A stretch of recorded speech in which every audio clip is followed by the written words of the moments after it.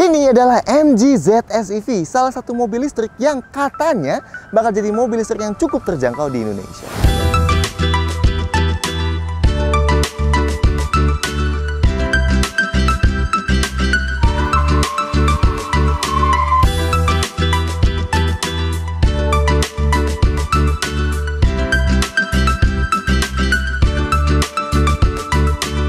Nih, depan sini jadi tempat buat nge-charge-nya. Set. Nah, buat kalian yang belum tahu MG itu apa, kita sebelumnya udah pernah bikinin kok review dari dua produk MG lainnya. MG ZS tapi yang bukan mobil listrik, MG ZS yang biasa, dan MG HS yang SUV 400 jutaan tapi kelihatan luar biasa mewah. Nah, ini adalah mobil listrik pertamanya MG. Dan sampai sekarang MG belum ngumumin berapa harganya dia di Indonesia. Nah, tapi menurut kita dia bakal jadi menarik kalau harganya dia jauh lebih murah dibanding Hyundai Kona Electric atau harus lebih murah juga dibanding Hyundai Ioniq Electric. Kenapa? Sebelum mulai reviewnya, simak dulu sponsor dari video kita kali ini, STP. Ini adalah STP Son of a Gun Protectant yang mengandung high gloss and sunscreen formulation. Fungsinya buat melindungi permukaan karet, vinil, kulit, serta plastik-plastik dari paparan sinar UV yang dapat menyebabkan retak dan memudarnya warna.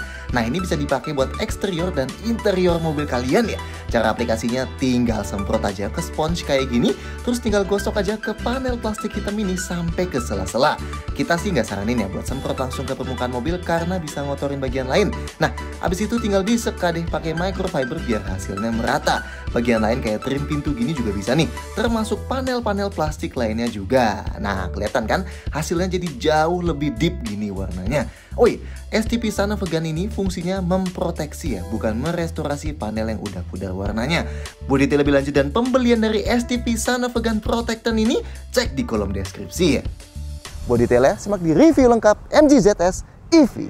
1. Belum dijual. ZS yang bermesin bensin emang udah dijual di Indonesia di akhir tahun 2020 kemarin. Nah, tapi yang ZS elektrik ini sampai kita upload video ini juga masih nunggu harga finalnya ya. Jadi dia belum dijual. Nanti kalau harganya udah resmi, kita taruh di kolom deskripsi. Sebagai gambaran, harga terdaftar NJKB atau nilai jual kendaraan bermotor alias harganya dia sebelum kena pajak dan margin dealer dari si ZS EV ini sekitar 420-an juta. Perbandingannya, Kona elektrik harga NJKB-nya 470-an juta dan Ioniq 410-an juta. Jadi kemungkinan besar harganya dia pas dijual resmi nanti di tengah Ioniq dan Kona, mungkin di sekitar 600 jutaan. Meski kita sih berharapnya dengan yang didapat ini si ZS EV harusnya harganya di 500 jutaan. Ya kita tunggu nanti lah ya pas harganya udah resmi. 2. Siapa pesaingnya? Kayak yang kalian tahu, mobil listrik murni yang dijual di Indonesia belum banyak. Yang artinya, saingan ZS EV ini juga belum banyak. Dari bentuknya sebagai crossover plus ukurannya dia, ZS EV ini bakal ketemu sama Kona elektrik. Meski dari tiap dimensinya sih, si ZS sedikit lebih besar ya. Nah, kalau nanti DFSK jadi jual mobil listrik E3, si ZS EV ini juga bakal ketemu dia di kelas yang sama. Atau kalau sama mobil listrik ala-ala gitu ya, ZS EV ini juga bisa dibilang ketemu sama Nissan Kicks. Meskipun sebenarnya dia mobil hybrid sih, karena ada mesin bensinnya. Tapi kurang lebih dapat lah ya gambarannya. 3. Gimana rasanya? Sebelum kita kasih tahu rasanya, kita kasih tahu dulu ya speknya ZS EV ini. Ini 100% elektrik ya, elektrik murni alias bukan hybrid. Dan artinya sama sekali nggak ada mesin bensinnya. Motor listriknya ada satu dan posisinya di depan ya. Jadi dia penggerak roda depan. Tenaganya 105 kW atau 141 HP dan torsinya 353 Nm. Tenaganya lebih besar dibanding Ioniq dan Kona, tapi torsinya masih lebih kecil dibanding di Kona elektrik. Baterainya ada di bawah lantai nih, jenisnya lithium, kapasitasnya 44,5 kWh, sedikit lebih besar dibanding di Ioniq dan di Kona. Transmisinya kayak setiap mobil listrik jenisnya direct alias satu percepatan, dan pengoperasiannya unik nih, pakai knob kayak gini. Kalau mau masukin ke N, tinggal puter ke kanan atau ke kiri sedikit sambil injek rem. Kalau mau masukin ke D, puter ke kanan yang lebih banyak.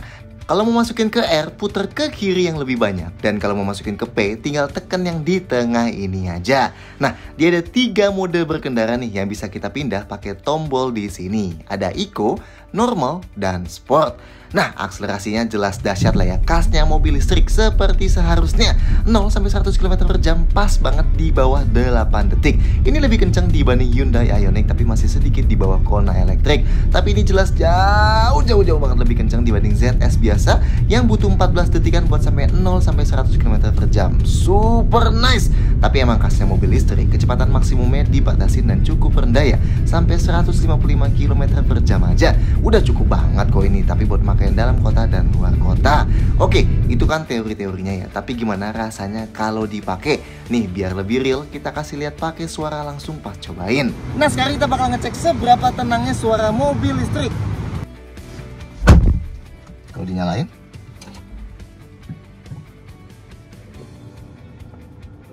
nggak ada suara apa-apa, cuma ada suara AC doang. Yang kalau kita kecilin, jadi tenang banget. Ini sambil kita buka aja jendelanya, nggak ada suara apa-apa. Terus kalau kita jalan,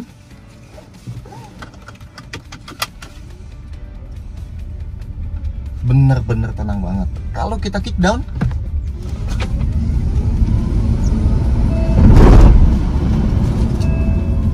luar biasa tenang.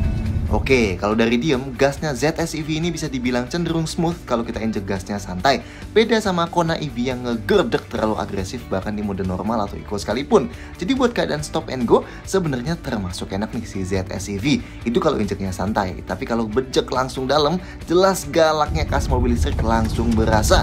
Buat yang belum tahu alasan kenapa mobil listrik ini bisa langsung ngegigit banget begitu kita bejek gasnya, itu karena torsi besar 350 Nm-nya itu tadi udah hadir dari 1 RPM.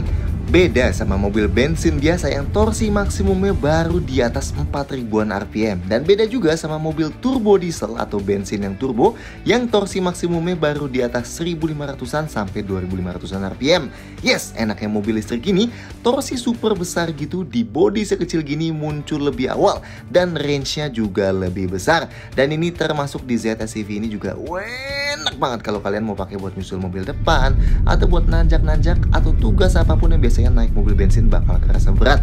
Di sini bakal kerasa ringan banget. Butuh tenaga lebih, cukup bejek gasnya sedikit dan wush, mantap.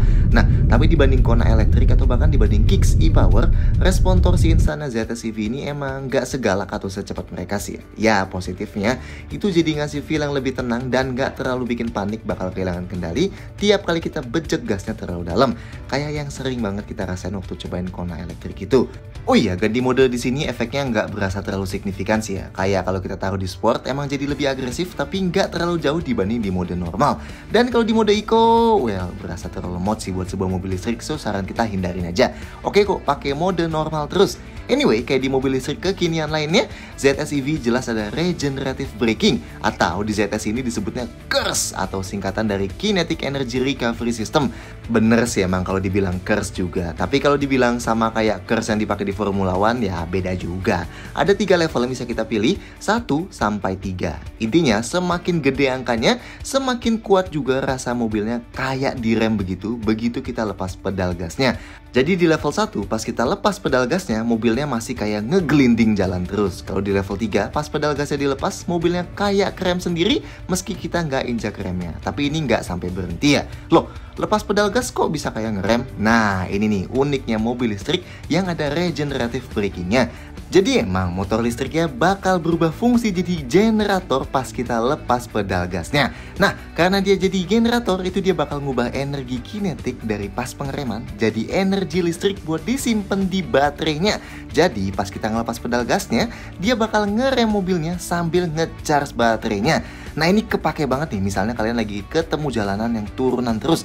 Anggap aja kalian lagi pulang tuh dari puncak. Itu pas lewatin jalan turunan terus menerus, kalau kita taruh regen brakingnya di level 3, dia bakal pelanin laju mobilnya sendiri dan baterainya sambil kecas lagi. Jadi pas sudah sampai jalanan paling bawah, baterainya bukan yang ngurang, malah nambah. Ya meskipun emang regen brakingnya nggak seagresif di Ioniq, Kona, atau apalagi Kicks e-Power, tapi not bad lah. Nah, yang agak disayangkan menurut kita di soal konsumsinya nih. Loh, konsumsi apa? Emang mobil listrik ada angka konsumsinya? Ya ada dong, bedanya satuannya bukan kilometer per liter kayak biasanya, tapi kWh per liter. Nah, dari pengetesan kita sejauh 250 km, ZS EV ini konsumsi rata-ratanya lewatin rute macet tol dan tes performa cuma berhasil dapat 6,6 km per kWh. Buat perbandingan, Ioniq dan Kona yang kita tes sebelumnya dapat angka konsumsi sekitar 8,5 km per kWh. Buat di mobil bensin, mungkin beda konsumsi segini nggak terlalu masalah ya. Tapi di mobil listrik gini yang ngecasnya perlu perhitungan harus charge di mana dan kapan, bisa jadi persoalan. Klaimnya ZS EV ini bisa menempuh jarak 335 km sekali diisi full. Tapi kalau dari angka konsumsi kita dikalikan ke kapasitas baterainya, jarak yang bisa ditempuh cuma sekitar 290 km. Nah, tapi kalau seberapa irit harganya dibanding sama mobil bensin, kita bahas di nomor selanjutnya. Oke, soal kenyamanan suara udah pasti jadi keunggulan nomor satunya ZS EV lah ya. Suara mesinnya pasti nggak ada, dan pasti kecepatan tinggi, cuma ada suara siulan motornya aja yang jauh lebih tenang dibanding suara mesin. Dan jelas yang enak, ini bikin kita bisa pakai ZS EV ini buat ngadem di parkiran tanpa perlu ganggu siapa-siapa, karena nggak ada suaranya dan nggak ada polusinya. Mantap! Suara angin masih cukup masuk di kecepatan tinggi, tapi suara ban dan suara dari luar masih cukup oke buat crossover kecil gini. Setirnya termasuk ringan tapi nggak berlebihan di mode comfort dan eco, dan agak berat di mode sport meski berasa banget sih artificialnya. Suspensinya, nah baru pertama kali ini kita nemu mobil elektrifikasi yang suspensinya cenderung empuk, travel suspensinya cenderung panjang, dan dia ketemu mobil yang berat banget gini karena ada baterai besar bangetnya di lantai. Jadi kalau kita ketemu jalan yang rusak-rusak, ZS EV ini termasuk nyaman nih buat sebuah crossover compact listrik ini. Jarang nih mengingat tiap kompetitornya berasa keras-keras gitu. Nah, tapi perlu diingat, berasa empuk kalau kita isi mobilnya sendiri. Begitu kita isi 3 orang atau bahkan berempat, suspensinya belakangnya jadi gampang banget mantul-mantul di jalan berlubang atau bahkan di kecepatan tinggi di jalan tol. So, emang gayanya ZS EV ini bukan yang super dinamis kayak Kona atau Kicks gitu, yang emang mereka ditujukan buat jadi super gesit di jalan perkotaan dan super asik kalau ketemu jalan nikung-menikung. Tapi minimal ini bikin penggunaan buat city driving jadi lebih nyaman dibanding EV-EV lain. Apalagi karena ada atap kaca yang gede banget itu. Not bad lah. 4. Gimana charge-nya? Oke, buat charge baterainya, kap yang perlu dibuka ada di depan nih, tepat di balik emblem MG ini. Cukup kita tekan aja, tapi jangan lupa buka dulu kunci mobilnya. Kalau mobilnya lagi kekunci, soalnya tutupnya nggak bisa kebuka. Nah, nanti dia bakal keangkat ke atas kayak gini. Nah, ada 2 penutup slot charger nih. Kalau kita lepas yang atas aja, ini bisa kita pakai buat charger di rumah. Pakai portable charger atau wall charger. Ini disebutnya AC charging ya. Nah, nama jenis lubangnya ini Type 2 atau tipe 2. Jadi pastikan kalau kalian nebeng charger orang lain, mereka harus punya jenis charger kayak gini.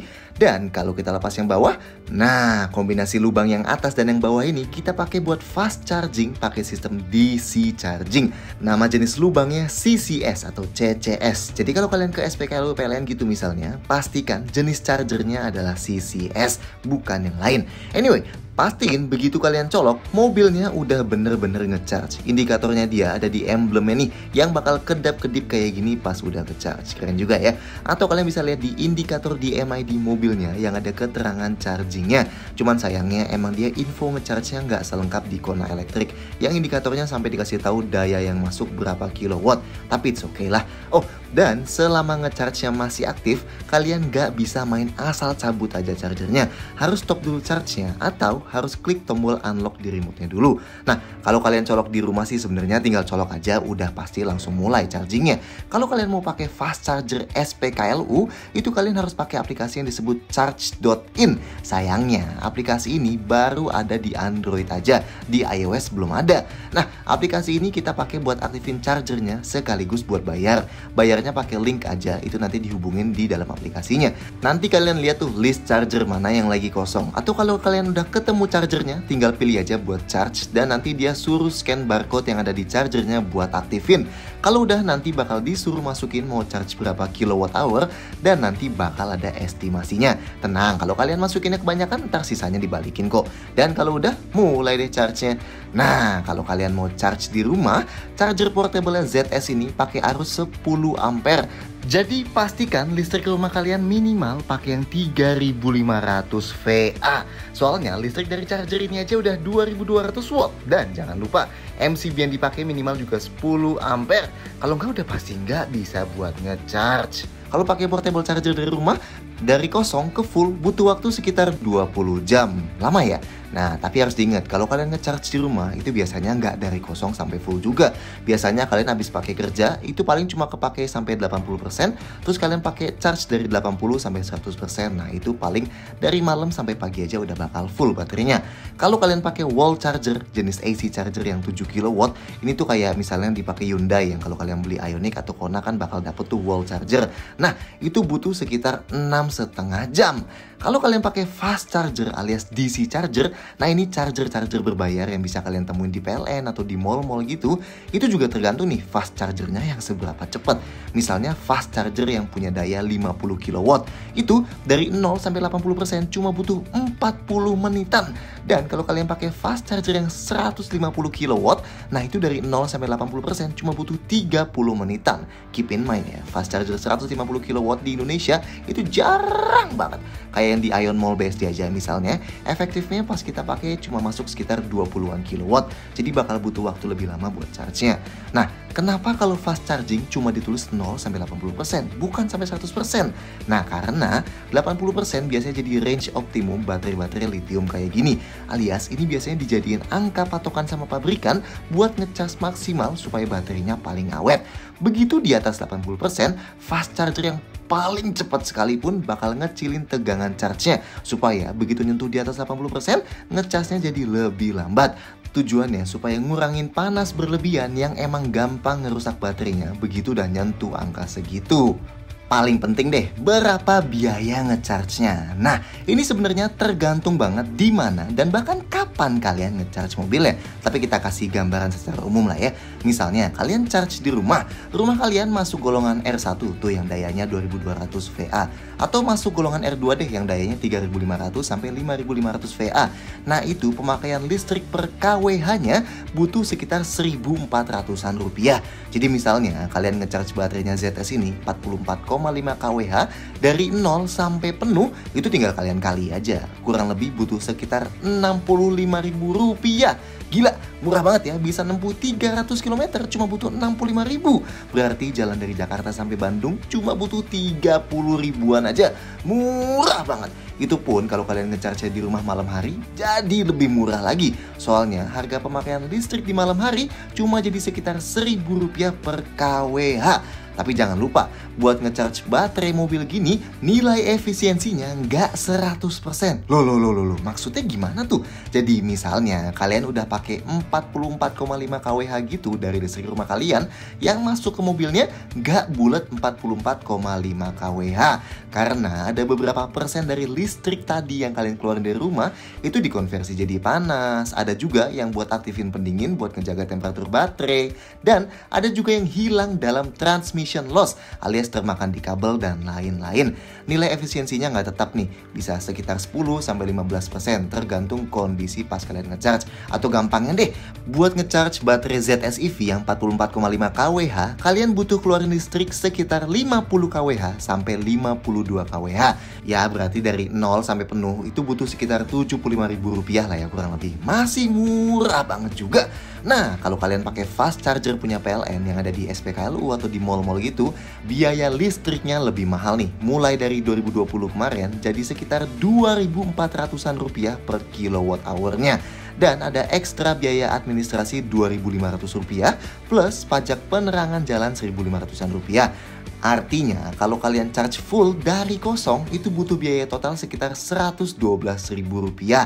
Dan kalau ditambahin nilai efisiensinya, kurang lebih butuh biaya total sekitar 130.000 rupiah. Hampir 2 kali lipat biaya charge di rumah ya. Meski emang jauh lebih cepat kalau pakai charger ini, tapi ini tetap masih lebih murah dibanding biaya isi bensin. Seberapa lebih murah? Nih kita bandingin sama angka yang realistis ya. Misalnya kalian pakai HRV15 yang dari pengetesan kita konsumsinya 12,9 km per liter dan isi pakai Pertamax tuh yang harganya Rp9.000 per liter. Buat nempuh 1 km, HRV15 artinya butuh biaya sekitar Rp700. Sedangkan ZS-EV ini buat nempuh 1 km dengan konsumsi baterai 6,6 km per kWh dari pengetesan kita itu ya. Biaya buat nempuh jarak 1 km cuma butuh Rp250 kalau ngecharge di rumah atau Rp440 kalau kita pakai fast charger. Kelihatannya cuma beda dikit, tapi coba kalian kaliin 100.000 km, itu bedanya bisa sampai 45 juta. Gimana? Udah ngerti gambaran cara ngecharge-nya kan? 5. Detail, fitur, dan safety. Oke, penambahan fitur dari MG ZS biasa yang varian Ignite ke varian EV ini sebenarnya cukup banyak. Tapi yang kita sayangkan, emang fitur yang mencirikan EV banget berasa kurang lengkap. Misalnya nih, kita nggak bisa tahu sisa baterainya tinggal berapa persen. Bisanya sih paling lihat estimasi aja di bawah sini. Atau kalau kita klik switch yang tulisannya battery ini, dikasih taunya cuma sisa jarak berkendaranya aja. Terus nggak ada buat ngelimit charge sampai berapa persen supaya lebih awet baterai. Nggak ada buat fokusin AC ke sisi driver doang buat hemat energi. Dan head unitnya juga nggak ada mode dedicated buat ngasih lihat semua info EV-nya. Malah infonya cuma ada kecil dan sedikit gini aja di MID-nya. Sayang nih, sebenarnya sih fitur-fitur ini di India ada tuh yang terintegrasi di sistem iSmart-nya yang bisa kita cek pakai HP kita. Ya semoga nanti pas ZS EV udah keluar harga resminya di sini, fitur-fitur ini juga ikut dibawa masuk deh. Oke, yang di ZS biasa nggak ada rem parkirnya. Di ZS EV udah pakai rem parkir elektrik gini, jadi tinggal tarik aja buat aktifin dan dorong buat non-aktifin. Dan ada brake hold juga, jadi kalau diaktifin mobilnya bakal otomatis nahan rem pas kita injak rem sampai berhenti. Jadi di lampu merah kita nggak usah pegel-pegel nahan pedal remnya terus-terusan sendiri. Lanjut, jok driver di sini elektrik 6 arah. Kuncinya di sini udah ada passive keyless entry-nya dibanding di ZS biasa yang flip key. Jadi ini tinggal kantongin aja, deketin mobilnya dan cukup klik tombol ini aja di handle-nya dan kuncinya kebuka. Buat kunci lagi tinggal klik sekali lagi dan tentunya udah pakai tombol start stop juga lah ya. Instrumen clusternya tentu beda, nggak ada tachometer, adanya power meter. Dan kalau di ZS biasa MID-nya monokrom, di sini full color. Ada indikator pintu individual, di bawah ada indikator gigi, level regen braking, dan mode berkendara. Nah, info di tengahnya ada speedometer digital, ada sisa jarak berkendara, trip meter detail yang bakal reset tiap mobil yang habis dimatiin beberapa jam, trip meter detail yang bisa kita reset sendiri, beberapa info kelistrikan mobil tadi, TPMS, dan alur kelistrikan mobil. Nah, settingsnya kita bisa set buat ngasih peringatan kalau udah nembus kecepatan tertentu, mati nyalain stability control, dan buat pengingat servis. Dan di paling kanan ada warning mobilnya. AC-nya juga sedikit beda nih. Sayangnya sih AC-nya tetap manual ya. Jadi kalau kita putar di bawah gini, nanti dia bakal muncul infonya di head unit. Tapi responnya termasuk sangat lambat. Ada buat arahin angin ke kaki, diffuser kaca depan, dan defogger kaca belakang. Tapi yang baru, sekarang ada filter udaranya PM2,5. Oke lah, USB portnya pindah posisi nih, jadi di bawah sini tetap ada 2 ya dan 1 power outlet. Tapi sekarang ada tambahan 1 USB port lagi di belakang sini. Nah, head unitnya meski kelihatan sama, tapi sebenarnya dapat update nih. Tetap layar sentuh 8 inci dan ada beberapa tombol fisikal plus knob volume di bawahnya. Tapi sekarang selain Apple CarPlay yang pakai kabel, juga jadi bisa Android Auto yang pakai kabel. Jadi mau pakai Waze, Google Maps, atau Spotify sekarang bisa dari Android atau iPhone. Sisa head unitnya mirip sih, bisa play dari radio, Bluetooth, dan USB. Dan beberapa settings bisa diubah dari sini nih, kayak Follow Me Home dan Find My Car, buat set tombol bintang di setir, dan bisa set Adaptive Volume, buat volumenya tambah kencang pas mobilnya jalan makin kencang dan sebaliknya. Dan 6 speakernya juga bisa di set punya 3D sound, atau suaranya dibuat fokus ke driver doang. Dan ada virtual subwoofer nih. Sisanya masih sama kayak ZS Ignite sih. Panoramic sunroofnya raksasa juga tetap ada tuh. Keren banget di mobil kecil gini, yang buat kontrolnya tetap unik ya, campuran tombol dan knob kayak gini, mantap. Jendelanya tetap yang auto up down, hanya sisi driver aja. Tapi yang uniknya, semua sisi lainnya ternyata auto down loh, hanya nggak auto up aja. Not bad lah. Ada spion di pata elektrik, ada tombol pengatur audio di setir dan teleponi. Di kanan ada pengatur MID dan voice command. Di bawah kiri sini ada cruise control yang ngumpet nih. Lampunya tetap otomatis dan wipernya intermittent variable. Dan ada pengatur ketinggian sorotan proyektor lampu depannya ini. Jadi sebenarnya sih fiturnya termasuk lumayan. Cuman emang kita berharap lebih banyak aja, karena kita baru aja nyobain Ioniq dan Kona elektrik sebelumnya. Apalagi kalau ZS EV ini nanti harganya bener di tengah-tengah dua itu. dan terutama sama fitur yang berhubungan sama mobil listriknya itu. Oke, fitur safety-nya sebenarnya cukup lengkap. Sayangnya emang fitur safety aktifnya nggak dibawa. Jadi kalau dibanding Ioniq apalagi Kona, ZS EV ini berasa jauh di bawahnya karena nggak ada hal kayak rem otomatis, blind spot monitoring, dan lain-lain. Nah, MG Indonesia kan juga baru aja ngenalin fitur safety aktifnya di MG HS tuh, yang jadi bagian dari fitur iSmart-nya. Nanti kalau itu dibawa juga ke ZS EV ini, baru dia berasa lebih pas. Yang di ZS biasa nggak ada, dan di EV ini ada Hill Descent Control dari head unit sini. Ini kalau kita aktifin dia bakal gas dan rem mobilnya secara perlahan, biar kalau kita lagi turunan di turunan super curam, kita bisa fokus di nyetirnya aja.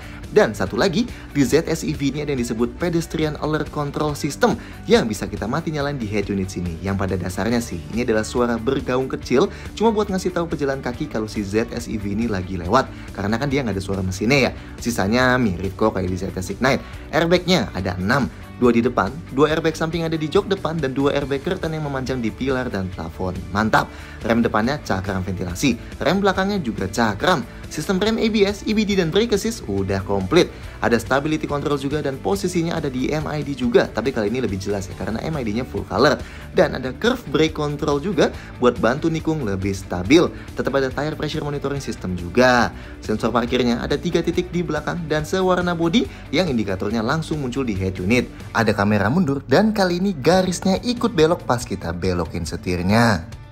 Dan ada alat pemadam api ringan juga atau APAR. Dan terakhir ada jok belakang dudukan ISOFIX buat jok bayi. 6. Beda eksterior. Oke, sekilas lihat emang tampilan luarnya ZS EV kelihatan mirip banget sama ZS yang biasa. Tapi sebenarnya ada beda di beberapa titik loh. Pertama sih jelas warnanya lah ya. Warna biru yang kayak taksi ini cuma ada di varian EV, nggak ada di ZS standar. Lanjut, kita detailin dari depannya dulu. Sekilas, grillnya sama nih, ketiga dimensian gitu. Tapi kalau dilihat yang di ZS EV sebenarnya lebih kentara. Karena titik-titiknya lebih besar ya, kayak biji kopi dan dibuat chrome gitu. Dan jelas di balik logo MG ini juga beda lah ya, kan dia bisa dibuka. Lampunya sama, masih model London Eye ZS yang standar. Nah, bumper bawahnya beda nih. Bukan cuma yang di ZS EV nggak ada fog lamp ya, tapi grill radiatornya juga dibuat lebih panjang dan kayak cemberut. Dan ada panel dual tone silver hitam gloss panjang ini yang membentang dari ujung ke ujung. Lampu depannya di arealnya LED, tapi sayang banget lampu utamanya masih proyektor halogen. Sama juga lampu jauhnya. Sebenarnya ini nggak masalah nih di ZS biasa yang harganya di bawah 300 juta, tapi kalau ZS EV ini harganya 500 atau 600 jutaan dan ceritanya jadi kendaraan masa depan, tapi lampunya masih halogen, jadi berasa kurang pantas banget ya. Sampingnya, di sini sedikit lebih sulit buat bedain kecuali dari velgnya. Dia sama-sama 17 inci kayak ZS standar, tapi desain velgnya yang di ZS EV ini lebih kayak kincir anginan gitu. Sama juga tetap pakai ban 21550 R17. Satu bedanya lagi, handle-nya di sini ada chrome-nya di atasnya. Kalau ZS biasa kan body color aja tuh. Sisanya sama kok, kayak ada roof rail-nya, list jendela bawahnya udah dilapisin chrome, dan ada lampu sen di spionnya. Nah, belakangnya menurut kita ini bagian yang kelihatan cukup atraktif, meski hampir nggak ada bedanya sama sekali sih sama ZS yang biasa, kecuali emblem EV ini dan yang di bawah reflektor ini. Kalau di ZS EV lebih ke silver atau satin-satinan, kalau di ZS biasa kan chrome ya. Sisanya sama kok, kayak bentuk lampu yang cukup tajam dan ketiga dimensian, ada panel silver di bawah nomor plat, dan ada spoiler terintegrasi gini, plus ada antena sirip view warna hitam gini. Lampu belakangnya, lampu malamnya LED, sayangnya sisa lampu lainnya halogen semua nih. Sekali lagi, disayangkan buat yang harganya bakal tembus 500 atau 600 jutaan. Oh, tapi di belakang ZS EV ini jadi ada fog lamp halogennya ya. Kalau di yang ZS biasa kan nggak ada. 7. Interior lega. Interior ZS EV kelihatan mirip sama interior ZS yang standar, kecuali di pemakaian warnanya. Di ZS EV ini hitam semua ya, kalau ZS biasa yang varian Ignite kan kombinasi hitam dan coklat gitu. Dan di konsol tengahnya, di ZS biasa kan nggak ada konsol tengahnya. Di ZS EV pakai konsol tengah yang model tinggi gini, yang langsung tersambung ke dashboardnya. Karena di ZS EV ini nggak ada tuas transmisi berkat pakai model knob kayak gini. Jadi tempat penyimpanannya double nih, selain ada yang di atas sini, ada juga yang di bawahnya sini nih yang tersembunyi. Mantap. Sisanya mirip kok. Panoramic sunroof besarnya itu ngebuat interior ZS EV ini berasa cukup mewah juga. Terus desain dashboardnya yang terkesan biasa aja di tahun 2021 ini karena head unit yang masih tertanam standar di dalam gini, belum pakai model floating kayak yang lain. Setirnya cukup keren nih, pakai model bagian bawah yang rata alias flat bottom dan udah dilapis kulit tentunya. Dan bentuk jok depan yang cukup keren, supportnya kelihatan besar gitu dan bagian atasnya dibuat lebih lebar dan tinggi. Nah, kayak ZS biasa yang varian Ignite juga, joknya udah dilapis bahan kulit sintetis sih, tapi berasa lembut kok buat dipegang. Cuman emang kalau kita tinggalin di parkiran pas lagi panas, emang cukup memanggang badan kita pas masuk. Pemakaian bahan interiornya bagus di ZS biasa yang harganya di bawah 300 juta. Tapi kalau di ZS EV nih yang di atas 500-600 jutaan, emang termasuk kurang banget sih ya. Yang ada soft touch-nya cuma di dashboard yang paling atas ini yang ada ala-ala jahitannya. Plus di pinggir konsol tengahnya yang dilapis kulit dengan jahitan-jahitan gini. Pintu depannya paling atasnya plastik keras dan baru ada lapisan kulit di tengah-tengahnya gini. Begitu juga pintu belakangnya sama persis kayak depannya. Plastik di paling atas dan lapisan kulit di tengah-tengah. Panel piano black di balik ventilasi AC depan dan di head unitnya juga tetap ada kayak di ZS biasa. Oke, tapi gimana rasa duduknya? Pintu depannya termasuk berat nih, mantap. Dan sudut bukanya juga termasuk lebar. Napak ke dalamnya ala crossover ginilah, nggak beda jauh sama ZS yang biasa. Agak tinggi tapi masih gampang banget. Nah, joknya supportnya berasa meluk nih, not bad. Meski overall sitting positionnya agak awkward ya, kayak di Wuling Almas gitu. Entah topangan pahanya atau punggungnya agak kurang pasti buat kita. Posisi duduknya mirip S-Cross dan HRV, agak tinggi, lantainya berasa sedikit lebih tinggi juga karena ada baterainya, tapi masih nyaman overall kok. Pengaturan jok driver yang EV ini elektrik ya, 6 arah, alias ada pengaturan ketinggian juga, not bad. Yang penumpang depan manual, slide dan recline aja. Ruang kepalanya termasuk aman meski kepotong sunroof, dan karena atap kacanya gede gini, jadi emang ngasih feel yang lega banget.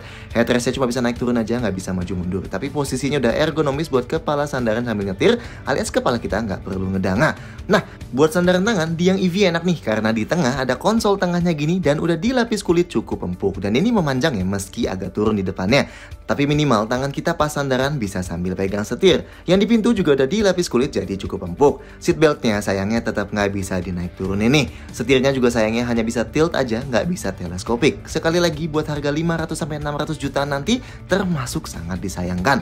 Sedangkan sandaran kaki kiri driver udah dikasih gundukan dan ada padnya. Detail lain di depan, ada dua lampu kabin halogen, tapi yang mikanya doff gini jadi kelihatan lebih keren. Nice.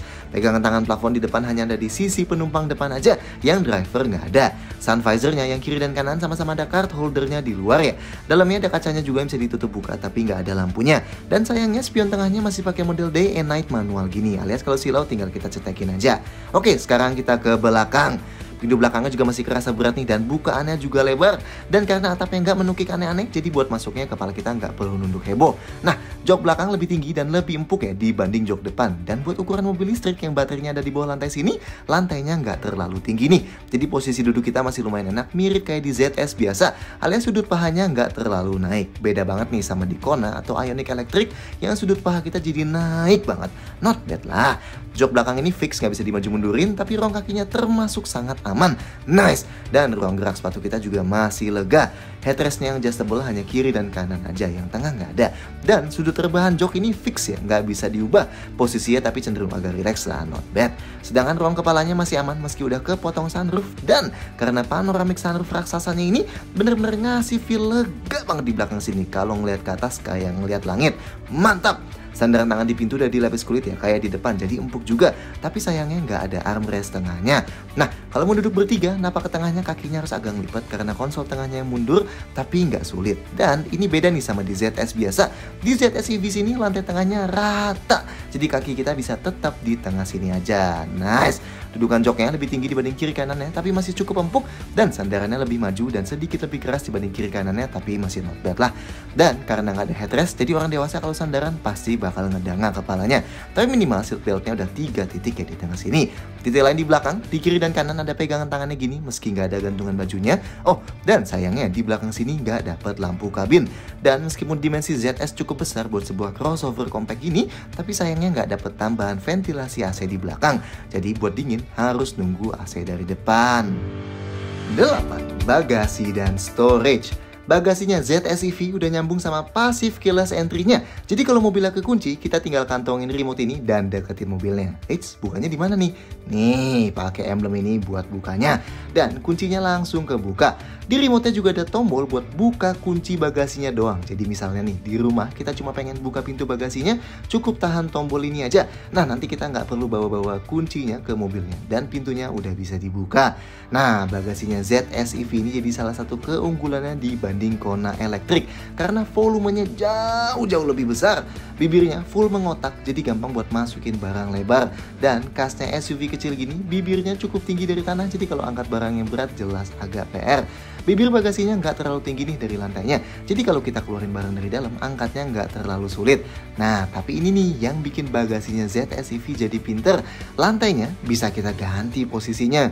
Tuh, bisa kita turunin gini lantainya. Jadi lebih masuk ke dalam bagasi. Tapi buat apa sih lantainya dinaik turunin? Nih, kalau lantainya kita naikin kayak tadi, barang tinggi kayak koper raksasa kita gini udah nggak cukup kalau dimasukin berdiri gini. Tapi kalau lantainya kita turunin, tuh jadi sisa banyak banget ruangnya. Mantap! Paling resikonya kalau lantainya diturunin pas jok belakangnya kita lipat jadi ada gundukannya alias lantainya nggak rata. Nah, ada parcel shelf-nya nih, jadi kalau kita naruh barang di bagasi nggak bisa diintip dari luar. Dan kita bisa naruh barang juga di atas sini, dan ini bisa dilepas ya kalau kita mau naruh barang yang tinggi-tinggi di bagasi. Detail lain di bagasi, di kiri sini nggak ada apa-apa, cuma ada netnya aja. Di kanan ada lampu bagasi halogen, plus ada lubang dan net juga sama kayak di kiri. Di bawah lantainya, nah di ZS EV ini nggak ada ban serepnya. Kalau di ZS biasa kan ada, digantinya sama kompresor dan cairan penambal ban. Dan ada tempat buat naruh chargernya, udah tertata rapi gini di dalam. Nice. Oke, tes koper. Koper medium kita bisa mau ditaruh kayak gimana pun. Paling kalau diberdiriin vertikal jadi harus lepas parcel shelf-nya ya. Nah, koper raksasa kita nggak muat nih kalau dia arahin keluar kayak gini. Tapi semua posisi lain nggak masalah. Kecuali kalau mau diberdiriin vertikal yang harus turunin lantai tadi. Dan kalau udah diturunin, masukin 2 koper gini sama sekali nggak masalah. Nah, kalau mau luasin kapasitas kabin, jok belakang bisa dilipat pakai konfigurasi 60:40. Jadi kalau lipat yang kanan, pakai tuas di ujung sini. Nah, nanti kita bisa masukin barang yang lebih panjang tapi tetap bisa duduk 2 penumpang di belakang. Nah, kalau kita lipat semua, enaknya lantainya jadi rata nih. Paling agak naik sedikit di ujungnya. Jadi kalau kita mau geser barang, tinggal didorong aja. Dan buat tutupnya, disediain handle di sisi kanan sini ya. Dan ini sisa storage di dalam kabin.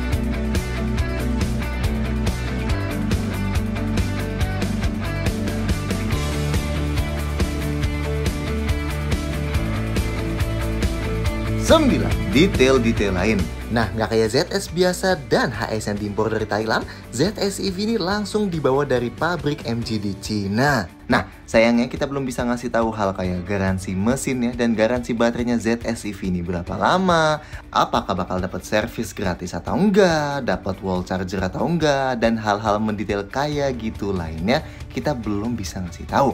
Soalnya sampai video ini diupload, MG Indonesia belum ngerilis harga dan detail-detail lainnya sampai ke situ. Tapi sih semoga garansi baterainya lama lah ya, kayak Hyundai Ioniq dan Kona juga.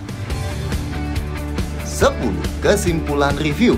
So, ZS EV, gimana mobil listriknya MG yang pertama ini? Well, nggak mengejutkan lah ya, ZS EV berasa kayak sebuah mobil listrik yang seharusnya. Tenang banget, jadi nyaman, tenaganya berasa powerful dan instan, dan kemasan overallnya yang kayak MG ZS biasa juga ngebuat meskipun dia sebuah mobil masa depan, tapi penggunaannya nggak beda dari mobil yang sehari-hari kita pakai. Kita yakin siapapun yang belum pernah cobain sebuah mobil listrik bakal terpesona pas pertama cobain ini. Tapi buat sebuah mobil listrik, dan kalau dibanding mobil listrik lain di Indonesia, tepatnya Kona dan Ioniq, nasib ZS EV bakal tergantung banget sama harganya nanti. Yes, fitur ZS EV sedikit lebih banyak dibanding ZS biasa, tapi ini berasa kayak mobil 5 tahun yang lalu kalau dibandingin sama fitur-fitur yang ada di Kona EV. Yes, torsi ZS EV sangat instan khasnya mobil listrik, tapi siapapun yang udah pernah cobain feel-nya Ioniq apalagi Kona bakal tahu feel yang lebih instan dan lebih powerful lagi. Yes, ZS EV diklaim bisa nempuh 300 km juga sekali charge penuh dan punya baterai yang lebih gede dibanding Kona dan Ioniq. Tapi dengan angka konsumsi yang lebih rendah, penggunaan di dunia nyatanya paling maksimal cuma sekitar 240-an km aja sekali charge. Dan jadinya jauh lebih boros dibanding konsumsinya Ioniq atau Kona elektrik. Yes, ZS EV punya ruang penumpang belakang dan bagasi yang jauh lebih besar dibanding Ioniq atau apalagi Kona. Tapi suspensinya yang luar biasa empuk itu ngebuat dia sangat mantul-mantul kalau ruang penumpang belakangnya diisi. So, ZS EV ini jelas jadi sangat menarik, apalagi di Indonesia yang pilihan mobil listriknya masih sangat sedikit. Tapi, kalau harganya nanti cuma lebih murah 100 juta, atau apalagi cuma lebih murah 50 jutaan dibanding Kona EV, bakal sulit banget buat kita buat ngerekomendasiin ZS EV ini.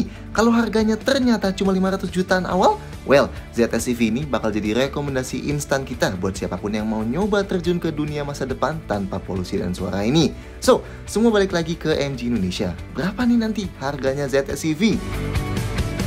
So, gimana menurut kalian soal MG ZS EV ini? Silahkan sampaikan komentar kalian di bawah, klik like, dan jangan lupa subscribe ke channel YouTube Carbon Indonesia supaya kalian video-video kayak gini lainnya. See you next time!